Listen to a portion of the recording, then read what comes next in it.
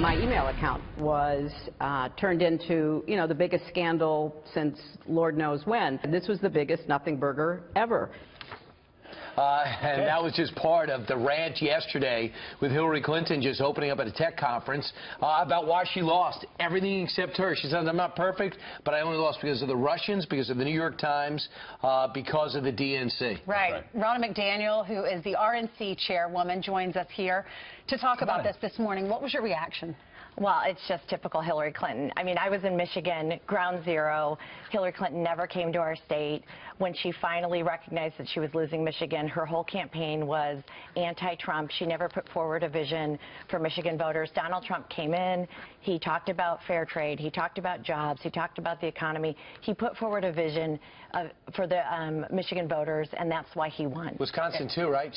She spent more time in Arizona than Wisconsin. This is a matter of blue states turning red. Yeah, we had a countdown clock in Michigan for how many days Hillary Clinton had not come to our state. I think it got up to 54 days post-convention. We were a flyover state. She took us for granted, and Donald Trump invested in the voters of Michigan. I mean, for a personal standpoint, we asked her to come on our show a lot of time. Every time we asked President Trump to come on, we asked her to come on, too. And sometimes they would send some of their people, but they never sent her, and I thought that was a big mistake. Every time I see these interviews, it reinforces why she lost. Yeah. Every time she's out there, she seems to be totally unaware.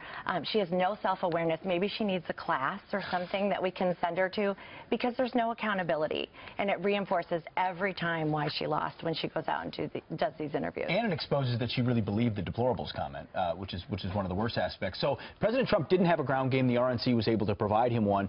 But Hillary Clinton had a critique of the DNC, saying she inherited very little. Take a listen to what Hillary Clinton had to say. So I'm now the nominee of the Democratic Party. I inherit nothing from the Democratic Party. What do you mean nothing? I mean, it was bankrupt. It was on the verge of insolvency.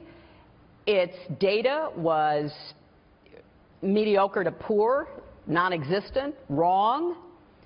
I had to inject money into it. This is the DNC. The DNC to keep it going. And Debbie Wasserman Schultz, who is a friend of hers, got fired in the middle of it. She didn't even look to hold blocking Bernie. And for blocking Bernie and for giving debate questions to Hillary. Yeah, they gave her debate questions. They put the debates on nights where there was football so that there was less viewership. They did everything they did to rig the primary against Bernie Sanders. Now look at the superdelegates. Everything that the DNC did was to help Hillary Clinton, and now she's turning their back on them after all they did to help her. Have you heard that the DNC, that they don't have their act together, that they're broke?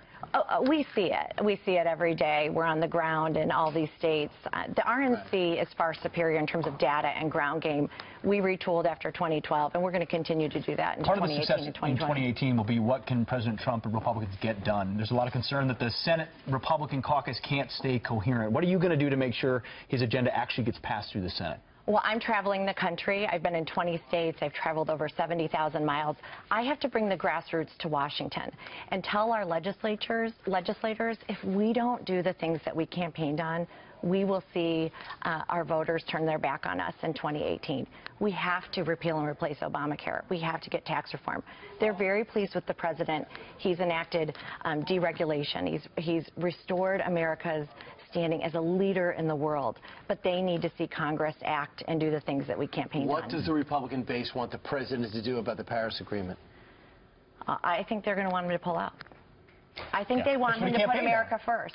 They want him to look, and I'm not going to, I don't want to step on the president's toes, but I'm all over the country. I think they're looking at every deal and saying, this is the president who's going to put America's interests first, and that's what they're going to expect for him to do with the Paris Agreement. How important is it for you to win Tom Price, keep Tom Price's seat achieved in the Georgia 6? Well, let's look. We kept Kansas. We kept Montana.